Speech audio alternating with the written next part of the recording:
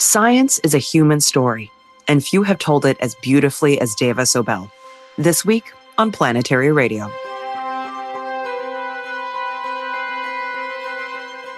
I'm Sarah Al-Ahmed of the Planetary Society, with more of the human adventure across our solar system and beyond. Dava Sobel, the best-selling author of Longitude, Galileo's Daughter, and the Glass Universe, has been awarded the Planetary Society's Cosmos Award for Outstanding Public Presentation of Science. We'll hear from Dava in conversation with Matt Kaplan, the creator of Planetary Radio and Senior Communications Advisor here at the Planetary Society. We'll revisit her moving acceptance speech alongside tributes from Bill Nye and Matt Kaplan. Then Jack Corelli, our Director of Government Relations, joins us. He has an encouraging update on the public's overwhelming response to the proposed NASA science budget cuts. And as always, we'll wrap things up with What's Up with Bruce Betts, our chief scientist. He'll drop by to talk science communication and share a new random space fact. If you love Planetary Radio and want to stay informed about the latest space discoveries, make sure you hit that subscribe button on your favorite podcasting platform. By subscribing, you'll never miss an episode filled with new and awe-inspiring ways to know the cosmos and our place within it. Storytelling is essential to exploration. It transforms data into meaning and gives discovery a sense of wonder. It can also turn missions into movements.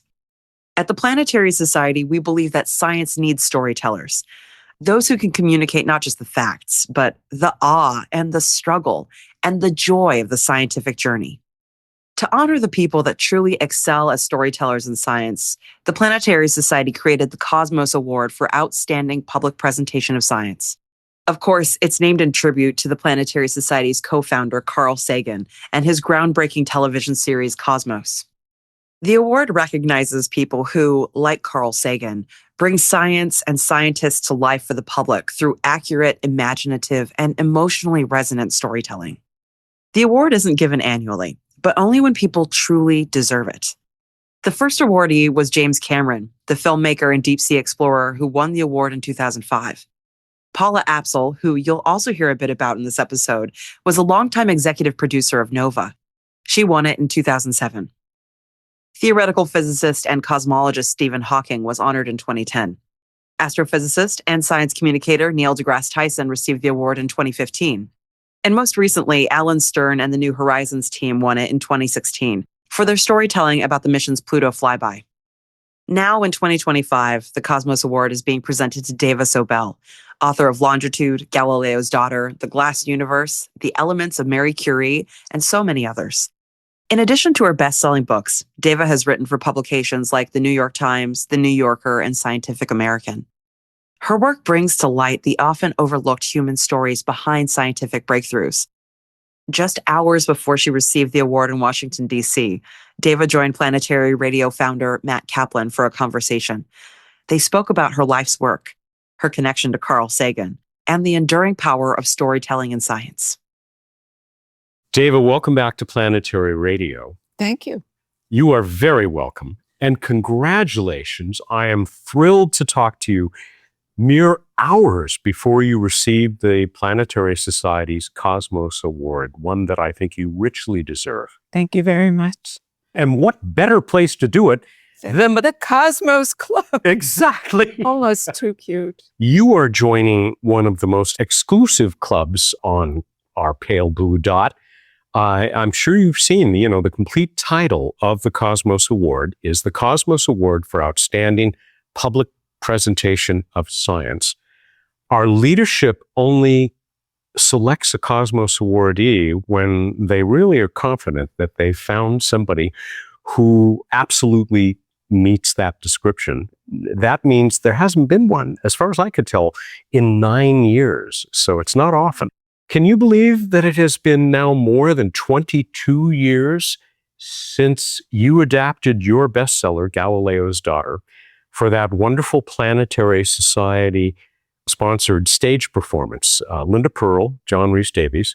I went into the Planetary Radio archive because I hadn't heard that in quite a while and dug up the interview that I did with you, very brief, informal interview that we did just prior to the performance backstage.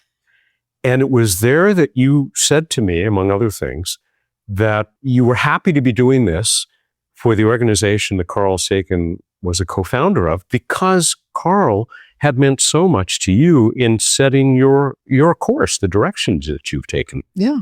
Yeah. So in 1972, I went to a public lecture that he gave at Ithaca College. So I was living in Ithaca. He was on the faculty at Cornell. And as my friend Diane Ackerman says, at the time, he was not famous. He was just a badly combed scientist. And he gave a fantastic presentation about looking for other solar systems, planets of other stars, and what those would look like. I remember sitting there thinking, this is about the most interesting thing I've ever heard. And then shortly after that, some of the journalism students from the college who were now recent alumni, and they had started a little local newspaper called the Ithaca New Times. And they offered me the chance to interview Carl Sagan, and they would pay me $5.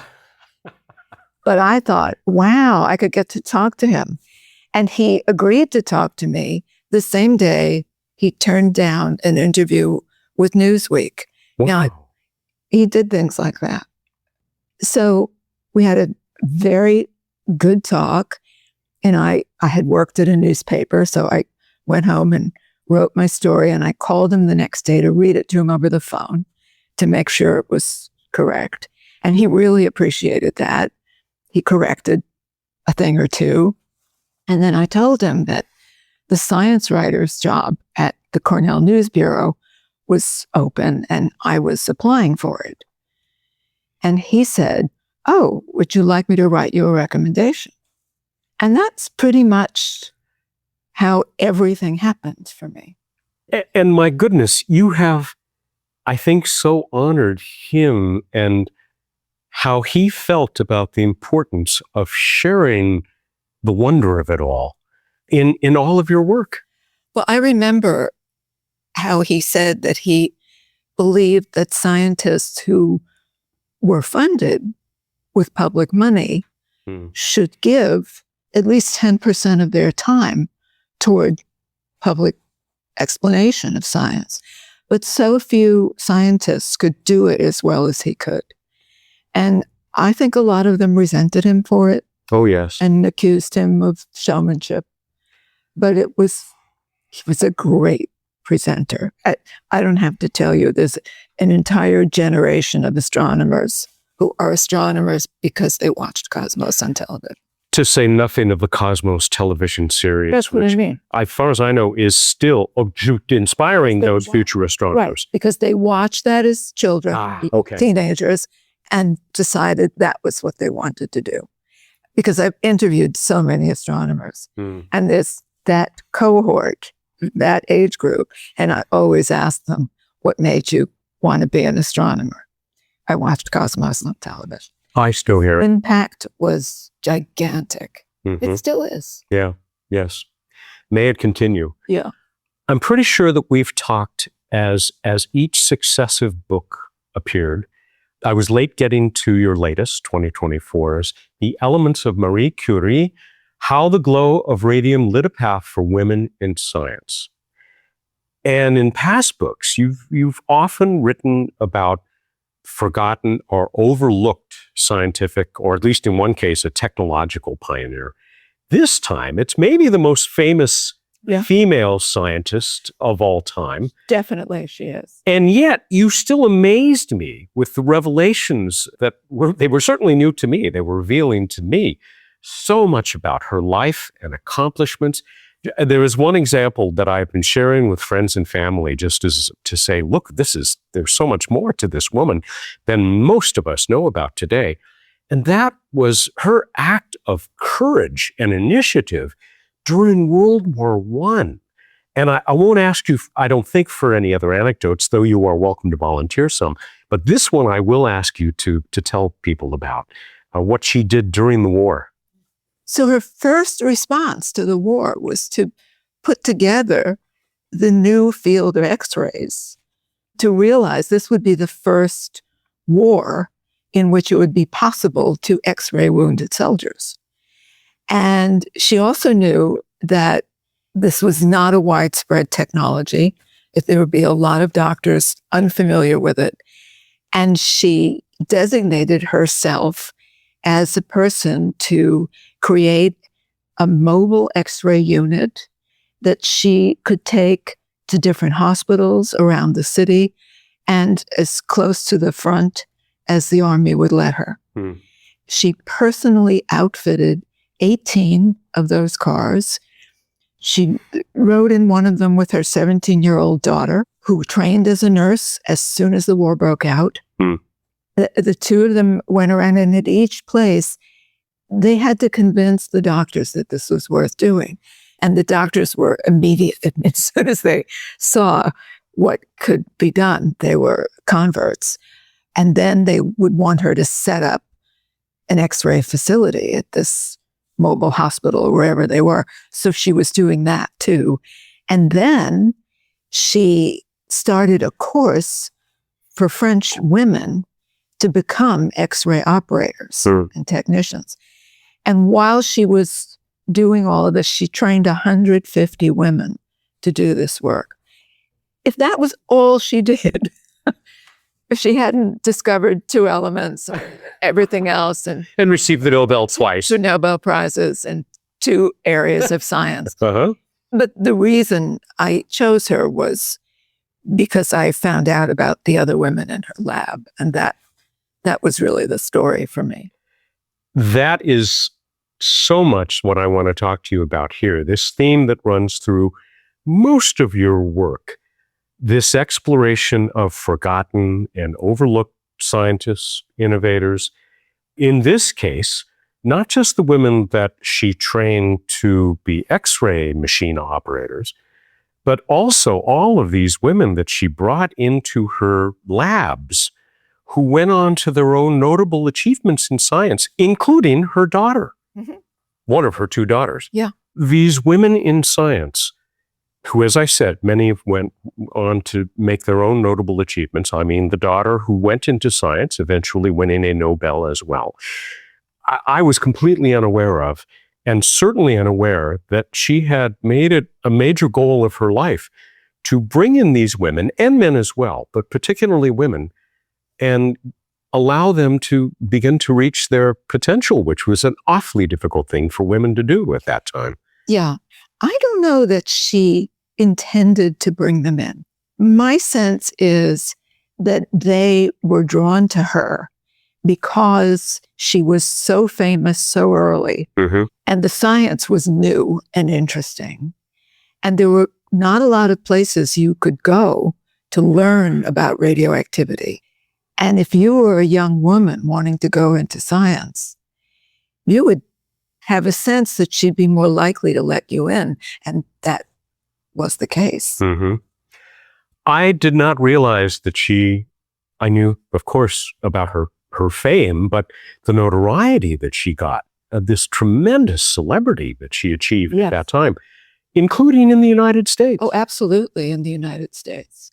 Yeah, she was received as a heroine here, as a great humanitarian, because radium was the cure for cancer. So people were happy to raise money for her, to buy material for her research, to shower her with honorary degrees. It was more than she could tolerate as a not very socially outgoing person. In her correspondence, she's quite lively and playful much of the time. She's a wonderful writer. Yeah. A paragon of clarity. Her scientific papers are really, really something to read. She's perfectly clear. While we're on the topic of, I brought it up, of correspondence, it plays such an important role in this book. And I have to think also of Galileo's daughter, where it is the whole basis of the book, the letters between Galileo and his poor, sequestered, brilliant daughter, Sister Maria Celeste. It's amazing, the revelations that you get from these very personal communications. Yes, so Madame Curie and her two daughters wrote to each other all the time. They were frequently separated by travel or various situations, and they wrote letters, and they all saved each other's letters. So a lot of them have been published in France, just as little collections of letters, just as Galileo's daughter's letters were published in Italy. That was one of my favorites. So I had two collections of letters. One, her letters to both girls. And then there was another collection that was just the older daughter, Anne-Marie. It's such a marvelous way to reveal someone's interior. It's such a shame that people don't write letters like that anymore. Yes, you're right. Yeah. I pity the Dava Sobels of the future who try to emulate this work. Yeah.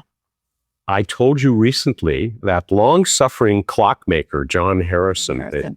Yes, you met Louise DeVoy. I did. Yeah. The hero of your book, Longitude, which I don't think we got to talk about, but it did inspire me when I was in London to make the trip to the Royal Observatory in Greenwich, climb up the hill, and go and see his work, because there are these two mechanical masterpieces, H2, H4. One of them, this thing that looks like a Rube Goldberg device. But worked. That's H1. Yeah. And then reduced to the size of a pocket watch and solved this wonderful challenge that the king had set, but he had a devil of a time getting the reward for. Yep. And when that book came out, a number of people told me the same thing would happen today, because he wasn't part of the... He wasn't in the establishment. Exactly. Yeah. He wasn't educated. He wasn't in the university system. And that's part of why he succeeded, because his thinking was totally original. And it was a huge challenge. You know, there were ships being lost, running aground all over the planet because they couldn't tell where they were east and west. North and south, not difficult because of the sun.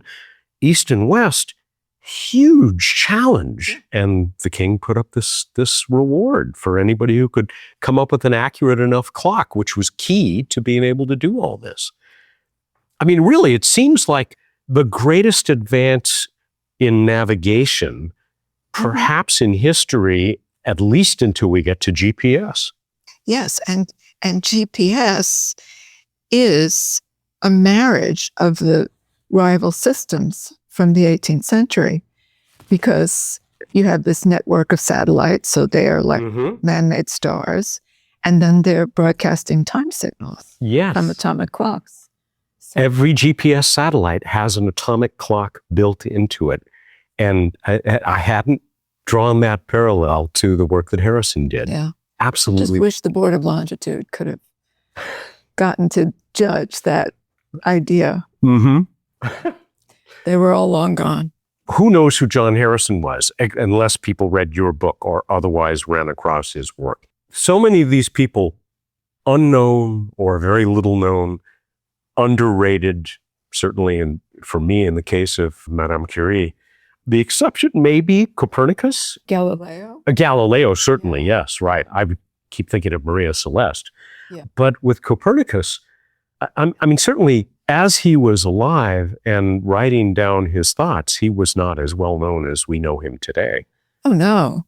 And he was afraid to make the idea public. That's what interested me, was the relationship between Copernicus and the person who convinced him to publish. He had resisted it for decades.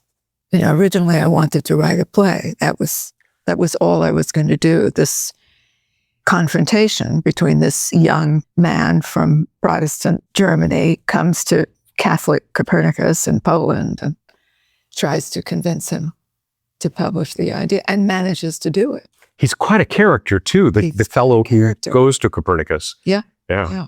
And then he manages to get it published with a dedication to the Pope. I mean, the whole thing's just... You can't make it up. You can't make it up. Yeah.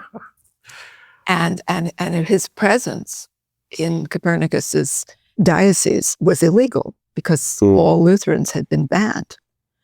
that somehow they managed to work together for 2 years. Anyway, it started out as a play, and then it became a play within a book.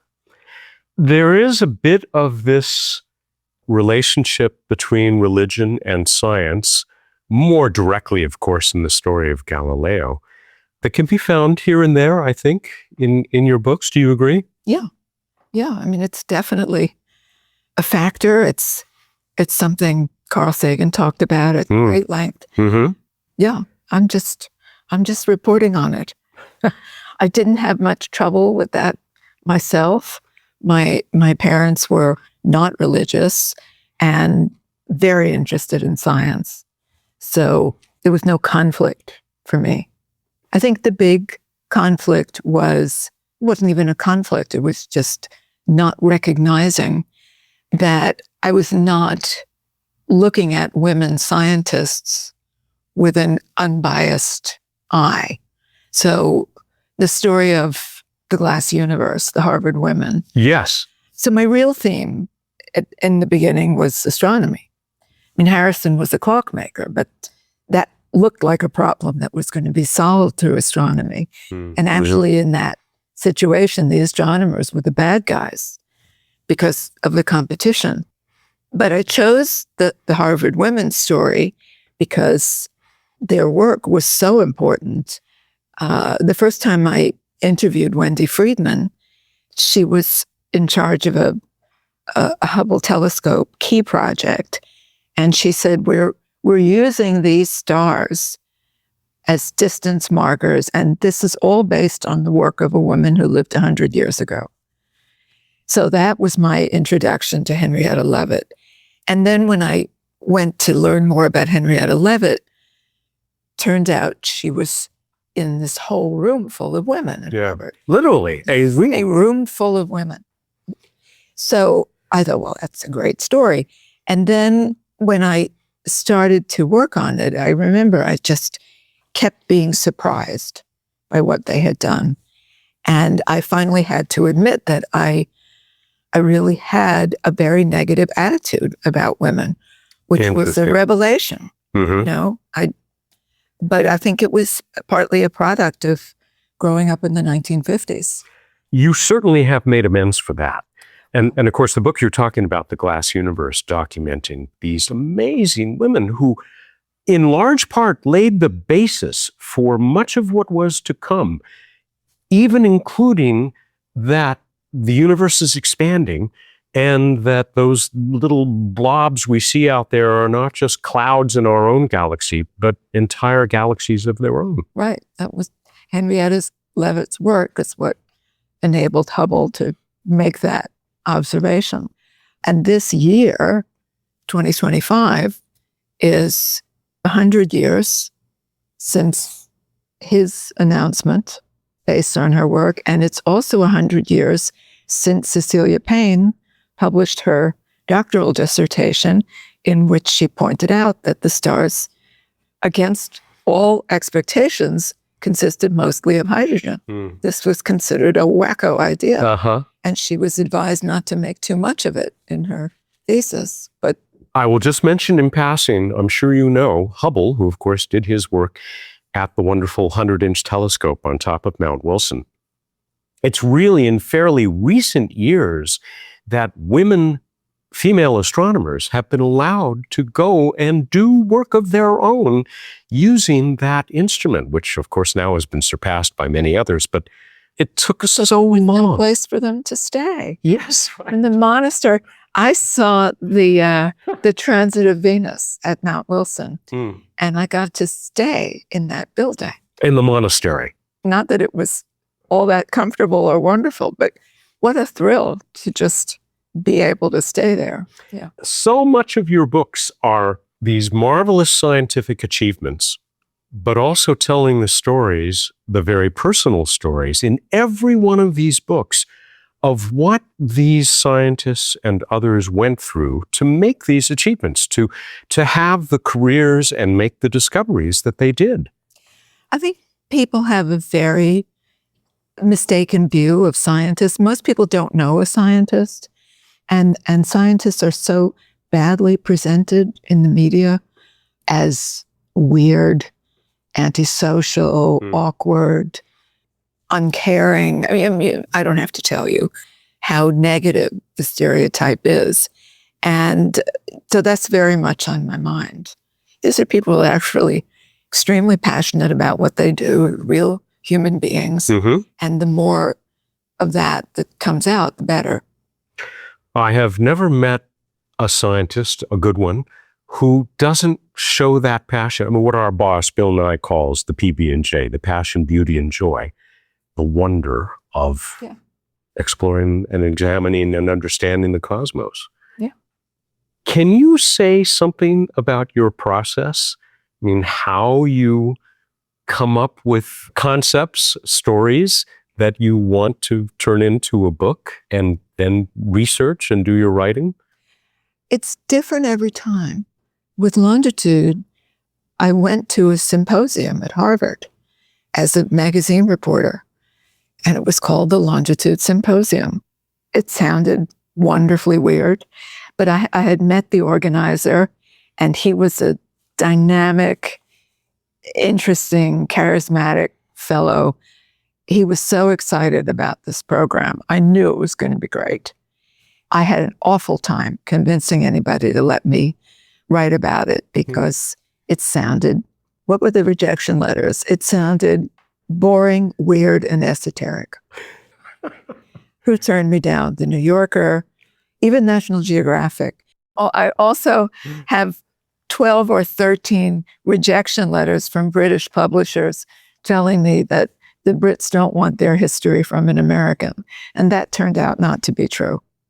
But anyway, I had a lot of trouble. I couldn't sell the idea for the story, even to Harvard Magazine, where I was a contributing editor. And then just maybe 3 days before the meeting started, Harvard Magazine had a change of heart. They called me, could you drop everything, come up after all? And I think it was because they heard that Alistair Cooke was the banquet speaker. Oh. And there were 500 people on the campus that attended. It was 3 days, and it was wonderful. It was well organized. You didn't have to choose. There was just one program to go through, and it covered everything. The history, the relevance, the personal story. And then there was a museum exhibit of important timekeepers from the Harvard collections, Alistair Cooke at the banquet. So I wrote this article, and then the magazine made it the cover story.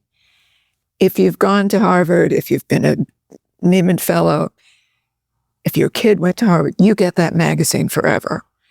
So the magazine went to an alumnus who had just taken a new job at a small publishing house in New York, George Gibson. He read the article, and he was thinking of a series of science books for adults who would not identify themselves as being interested in science, which I thought was a great idea. And he said, and this story, I think, could be the first book in that series. Do you have enough to turn it into a book? And I did. And then that was the research. Everybody who'd been at the meeting was the person to go to about this or that. So it really came together very quickly. So I went to a watch and clock museum in Pennsylvania, where I just happened to read this book about Galileo's efforts to solve the longitude problem. And there in the book was a letter from his daughter about the clock in her convent. And I didn't know Galileo had children, the fact that she was a nun, he was a heretic, and the whole thing, it was just explosive. And the letter was fantastic. And that book was written by Silvio Bedini, who was a member of the Cosmos Club and who had some connection to the Library of Congress. Anyway, I wrote to him. It turned out he had translated that letter for inclusion in the book. But if I was going to read the other 124 letters of hers, they were still in Italian. And I, 30 years previously, had taken 3 or 4 years of university level Italian for no good reason at the time. And if I hadn't done that, I could not have taken on that. I've had a lot of wonderful coincidences. I've been very fortunate. So that's how that idea happened. It grew directly out of longitude. And then if you work on Galileo, you wind up at Copernicus. Then the Harvard women, and then the realization that I had this latent misogyny that I wasn't aware of. And I was asked to review a book called Women in Their Element, which was about women chemists, a collection of essays about women chemists by numerous authors. Madame Curie was one, her daughter was another, but then there were so many other women I'd never heard of who had passed some time in Madame Curie's lab. Well, that was the story. That was something that I knew nobody knew about Madame Curie. And everybody's heard of her, but most people don't know anything about her. Yes. She feels familiar, but her life is so much more wonderful. So much richer. It's what a life. What a life. Yeah. These personal stories, which draw me and draw so many people into the books. But you find a balance between that and presenting the science. There's a lot of science in this. Yes. Yeah. And that challenge of finding the right balance is something that I think every science communicator, science storyteller that I have met, and certainly I have struggled with, finding that balance between accessibility and doing justice to the science, giving it the right depth and accuracy as well. Do you struggle with that at times, or? No. That's one of the few things I don't struggle with. And I'll tell you what works for me. Because I've taught science writing, and this is what I tell the students too, which is not to think about the general public, because who is that? And I try to keep one person in mind that I am telling this story to. And that answers a lot of questions about how much I have to explain. You pick a specific person? So I wrote Longitude for my mother. She was still alive then, and she was a navigator. Oh. She took courses from the Power Squadron when my father got interested in sailing. And she took me with her because I was little, and it was night school. And of course, I didn't pay attention. But I remember that it was that important to her that she did that. She had a sextant, but I knew she didn't know the history. And it was so much fun to share that story with her. And then she was still alive when the book came out, and she got to enjoy that. What a gift. Yeah. Your stories have resonated, well, with me and with so many people because they are so well told. Thank you. But at their core, it's so easy to become involved in these personal stories of discovery. Do you think about why these are still so appealing to people in the 21st century? I think everybody can relate to or want to know what that must feel like when you discover something. But it's not something that the average person can experience. We are not far off from the dinner tonight with the board of the Planetary Society and you receiving the award. I'll cut it off with one more question. And that is whether you ever think about, and whether this in any way goes into your writing, finding relevance for the challenges we face today in these wonderful examples from history. I think there's always relevance. The most obvious one is that scientists are always having to struggle for funding, for public understanding. That never changes. How they're perceived, how they're treated. I'm always interested in that. And at this moment, things look so dark and dreadful. A lot of people are asking, what can I do? There aren't many things that I feel I can do, but I can tell these stories. And I don't know how much it helps, but I like to think it does. I hope it does.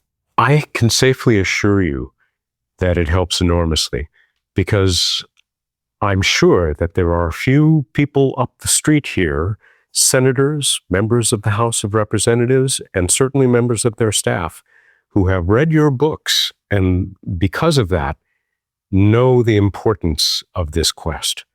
Certainly, we at the Planetary Society feel that way, and it's why we feel this honor, the Cosmos Award, is really, I'll say it again, so richly deserved. Well, thank you. It's extremely meaningful to me. I mean, especially because of Carl Sagan. And I was with them on the filming of Cosmos. I went as a representative from ARCO, who was the funder. So it just feels very, very close and special and wonderful. Thank you, Dava. We'll be right back with the 2025 Cosmos Awards after this short break. Greetings, Bill Nye here. The U.S. Congress approves NASA's annual budget, and with your support, we promote missions to space by keeping every member of Congress and their staff informed about the benefits of a robust space program. We want Congress to know that space exploration ensures our nation's goals in workforce technology, international relations, and space science. Unfortunately, important missions are being delayed, some indefinitely. That's where you come in. Join our mission as a space advocate by making a gift today. Right now, when you donate, your gift will be matched up to $75,000 thanks to a generous Planetary Society member. With your support, we can make sure every representative and senator in D.C. understands why NASA is a critical part of U.S. national policy. With the challenges NASA is facing, we need to make this investment today. So make your gift at planetary.org/takeaction. Thank you. Now that you've heard Dava Sobel reflect on her remarkable career, it's time for the moment that we've all been waiting for, the presentation of the Cosmos Award for Outstanding Public Presentation of Science.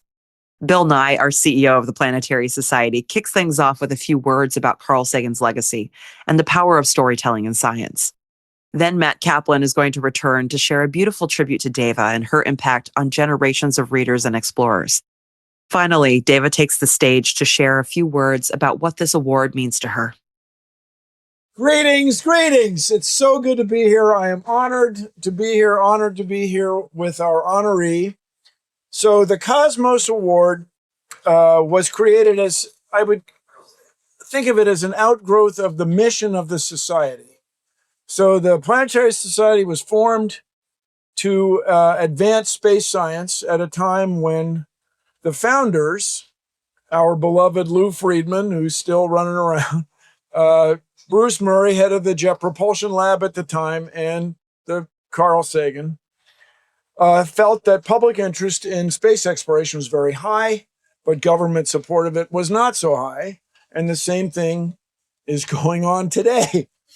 Carl Sagan is famous for being such a remarkable communicator of science. And the Planetary Society's mission or values are to engage people around the world, that space exploration is for everyone. Space exploration is, if I may, part of the human story. And so when we have people who can tell stories about space exploration and about the cosmos, that's worth celebrating. So along this line, the Cosmos Award was created. We give this award not regularly, only when we feel it's deserved and when we feel it's important and when we want the world to know. As Carl Sagan said many, many times, when you're in love, you want to tell the world. And so the awardees of the Cosmos Award are people that are in love with science. We're in love with scientific knowledge and the process of science and how space exploration especially brings out the best in us. So it is my honor, everyone, to read our declaration from the Board of Directors. Whereas the Planetary Society established the Cosmos Award for Outstanding Public Presentation of Science to honor individuals who, in the tradition of co-founder Carl Sagan, inspire public engagement with science through accurate, imaginative, and compelling storyteller. And whereas Dava Sobel has made significant contributions to science communication through her best-selling books and articles, bringing the history and human stories of scientific discovery to a global audience with clarity, elegance, and insight. And whereas her work exemplifies the values of intellectual curiosity, accuracy, and accessibility that are central to the Cosmos Award, and her impact on public understanding of science reflects the very spirit in which the award was created. Now, therefore, be it resolved that the Board of Directors of the Planetary Society hereby recognizes Dava Sobel as the 2025 recipient of the Cosmos Award for Outstanding Public Presentation of Science. This, the 30th day of May, 2025.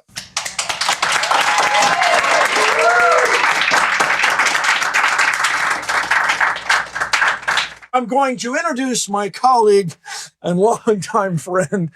Perhaps you recognize Matt Kaplan from Planetary Radio. Ladies and gentlemen, Matt Kaplan.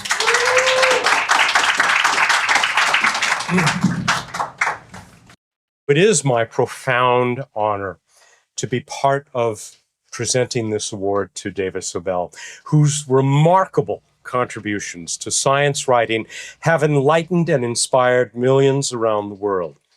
I am among her biggest fans. I first encountered Dava 22 and a half years ago.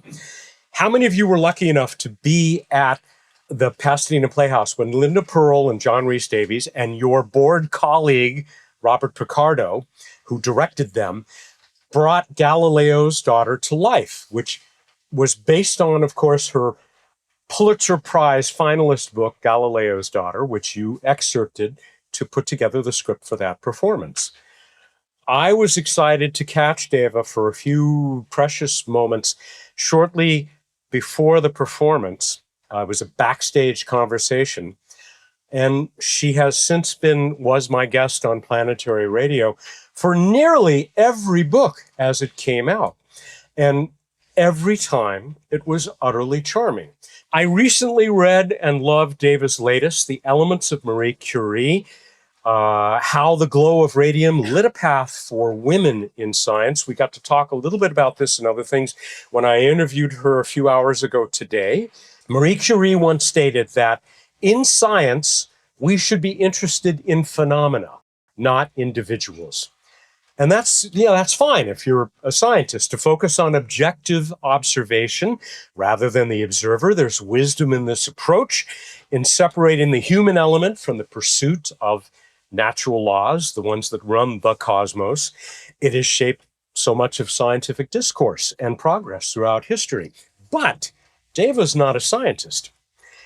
And she has shown us the incompleteness of that perspective.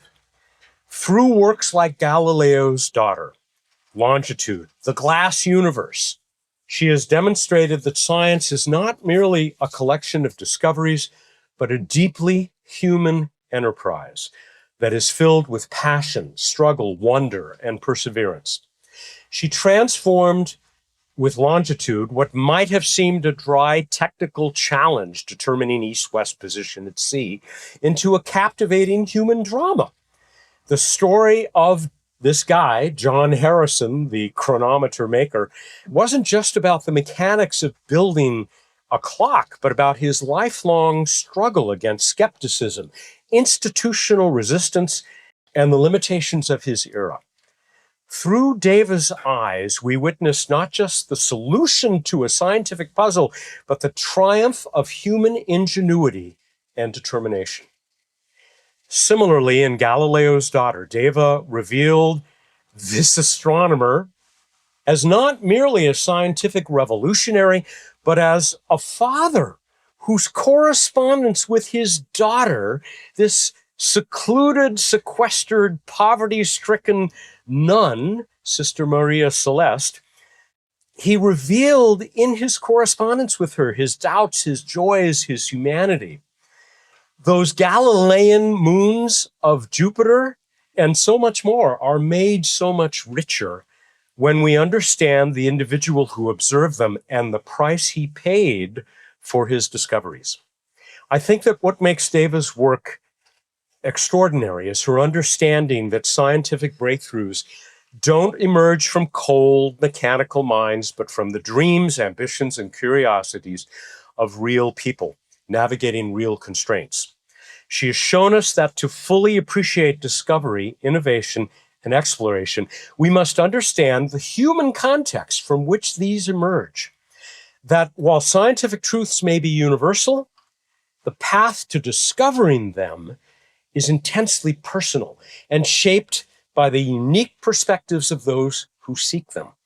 In short, she reminds us that science is not a sterile laboratory or a robot crossing space, but a human adventure. Dava, you have also shown us that science and wonder have never been the exclusive provinces of men, though demonstrating this truth can still be a struggle. Marie Curie faced and largely overcame profound challenges, elevating scores of brilliant, dedicated women of science. It's sad to think, when you consider that, we still need to be reminded of this, but you have shown us how uplifting and rewarding this struggle can be. Your work stands as testament to the power of storytelling in science. You have shown us that the universe is explained not just through equations and experiments, but through human stories. And you've made distant historical figures breathe again, allowing us to see science through their eyes and feel their wonder. I feel like I've accompanied you on these journeys. Ladies and gentlemen, I give you Dava Sobel, historian, journalist, masterful chronicler of the human spirit in its quest to understand the cosmos, for illuminating the human dimensions of scientific discovery, for your meticulous research, and for your remarkable writing gifts. You have earned the Cosmos Award, a small token of our appreciation for the worlds you have opened to your readers. Thank you.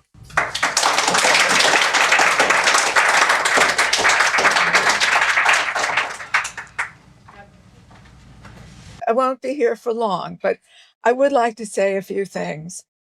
Longitude began as a project that sounded weird, esoteric. And people would ask me what I was working on. And I would say, I'm writing a book about how the problem of finding position at sea was solved. People would just look down, just didn't know what to say. And my son, who was about 10 at the time, would ask me, do you really think anybody's going to read this? And I used to say, well, my mother, a small circle of friends. And then we had this extraordinary experience of this book just becoming a phenomenon. This award is especially meaningful to me because I really did know Carl Sagan. I should say I met him and had interaction with him on many occasions. And I even had a little job on the filming of Cosmos. And the one other experience I want to share with you, Paula Apsel is a former winner. Paula did a production of Longitude for Nova. And then there was also a television version of Galileo's Daughter, which was called Galileo's Battle for the Heavens. And unbeknownst to me, this television production got nominated for an Emmy. So I thought, oh, that's nice. But, I just forgot all about it. And then some months later, I got a frantic phone call. Was I in New York and did I have a dress? The Emmys were that night. And I was actually in California at a DPS meeting. And I had my son with me. So this is the same boy who wanted to know if anybody would read Longitude. And then we won. And Paula felt so guilty that they gave me the statue. I have the Emmy. But it was a wonderful teaching moment because I said to my son, just hope that whatever you do in life, you really enjoy it in the small moments of the day, because now you see when it comes time for the big celebration, they could forget to invite you. So I'm really happy to be at this celebration, just extremely validating, and I'm so grateful. Thank you.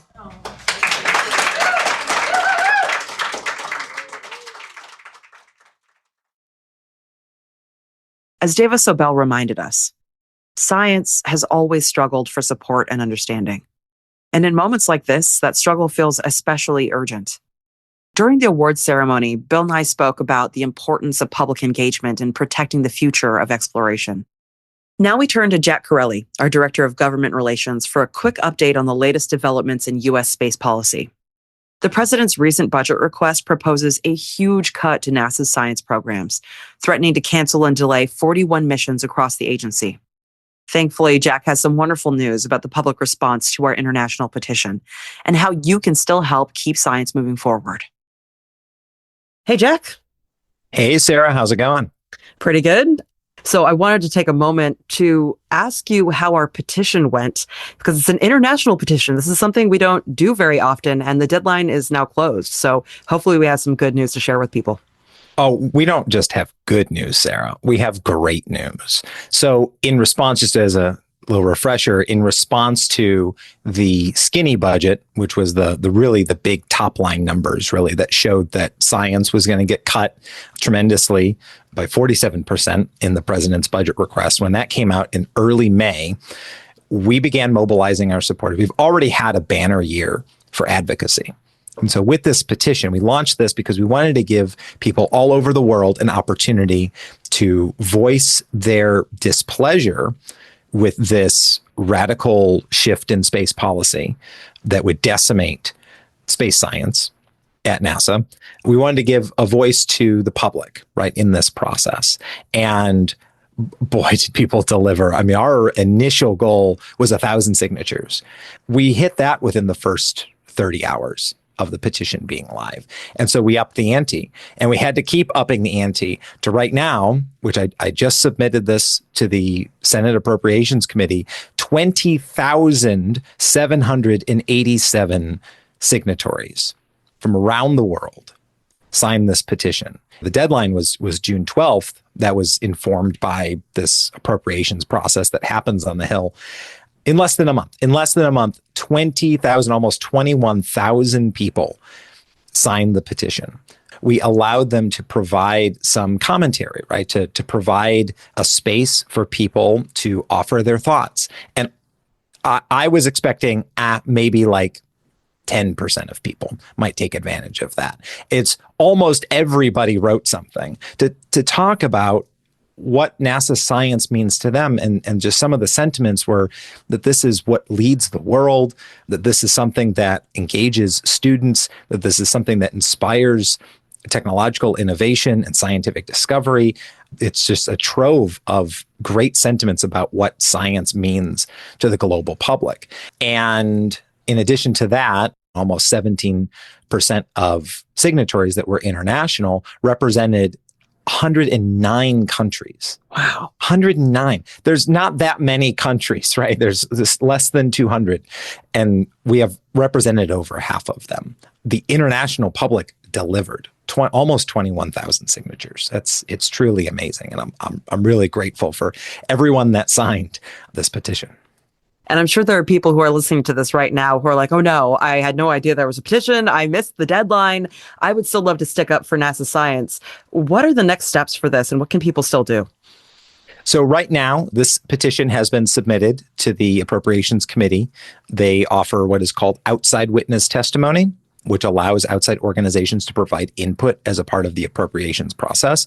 And so this petition and the signatories have been submitted. But this is not the end of the dialogue, right? This is really, the release of the budget request is just the beginning of the conversation about NASA's budget next year.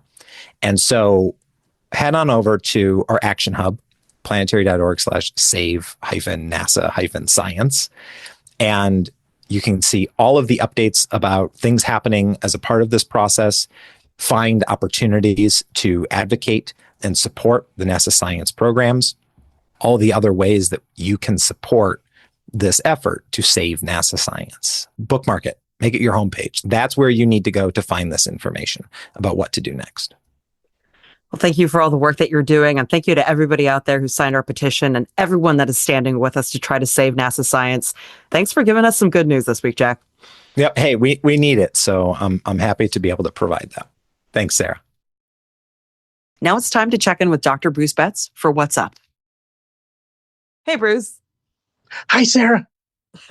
We have a new Cosmos Award winner. Yay. Yeah, I've never met Dava Sobel, but I do hear that you got to meet her at some point.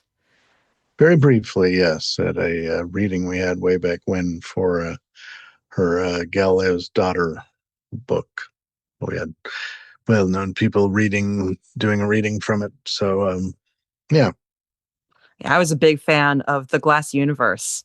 Anytime someone writes a book about the Harvard computers, I always read it. How many of the Cosmos Award winners have you actually met? 3, so I guess about 50%. Which ones? Ish.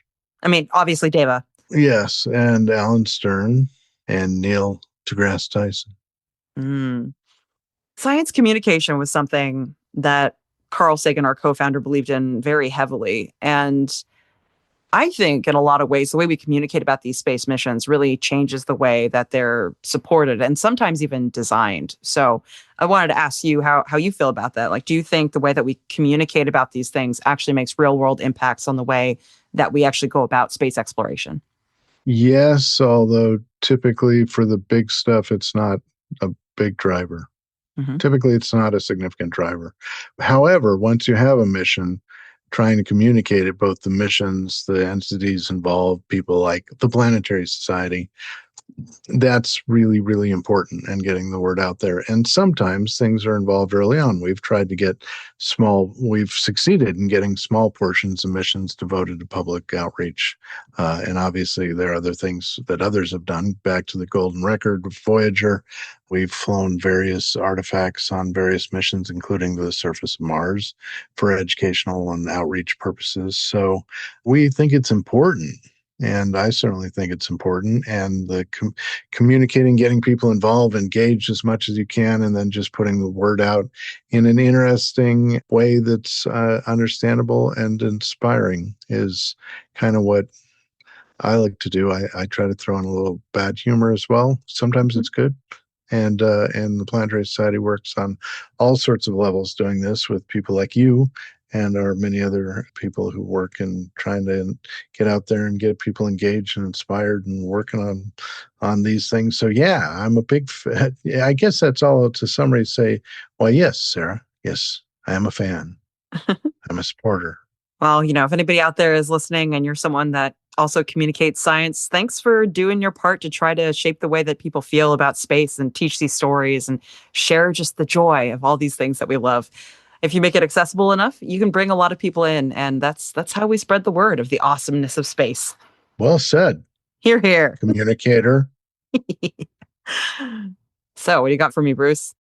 I've got a random truth. Oh man, someone totally just scratched your record. Just yeah, I know. I had trouble.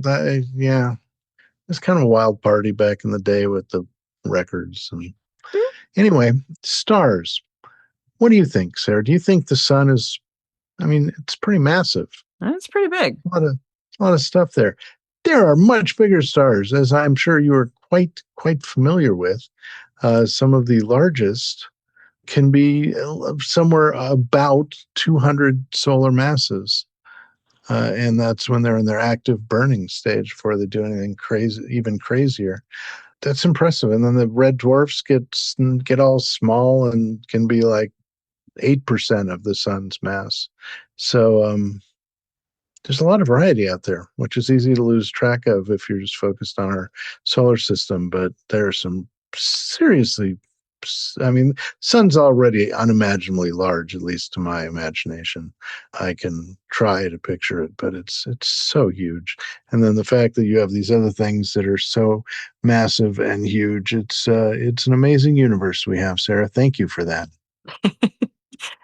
It's so true, though. I don't know. Like you can try to know how big the sun is and how tiny it is compared to other objects, but I really like watching those scaling videos or going to a science museum where they actually show the scale of stars versus each other.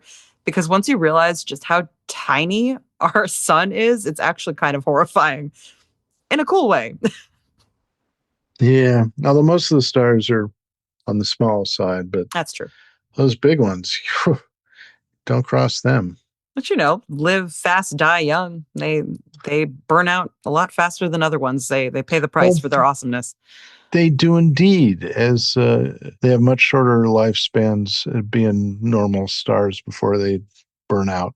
And they burn much hotter, and they're much bluer as a result. And then those red dwarfs, they just like chill at some hot temperature for humans, but cool for stars, and hang around for billions and tens of billions in life of the universe kind of things, just sitting there burning some hydrogen, going, yeah, this is cool. Oh my God, look at that dude over there. He's so hot.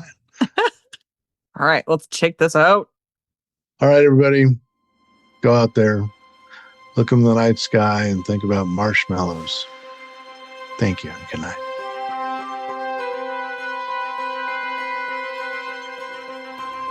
We've reached the end of this week's episode of Planetary Radio, but we'll be back next week with more space science and exploration. If you love the show, you can get Planetary Radio t-shirts at planetary.org/shop, along with lots of other cool spacey merchandise. Help others discover the passion, beauty, and joy of space science and exploration by leaving a review and a rating on platforms like Apple Podcasts and Spotify. Your feedback not only brightens our day, but helps other curious minds find their place in space through Planetary Radio. You can also send us your space thoughts, questions, and poetry at our email at planetaryradio@planetary.org. Or if you're a Planetary Society member, leave a comment in the Planetary Radio space in our member community app. Planetary Radio is produced by the Planetary Society in Pasadena, California, and is made possible by our members around the world, united by a shared passion to shape the human story of our future in space. You can join us at planetary.org/join. Mark Hilverda and Ray Paoletta are our associate producers. Casey Dreyer is the host of our monthly Space Policy Edition. Andrew Lucas is our audio editor. Josh Doyle composed our theme, which is arranged and performed by Peter Schlosser. And until next week, Ad Astra.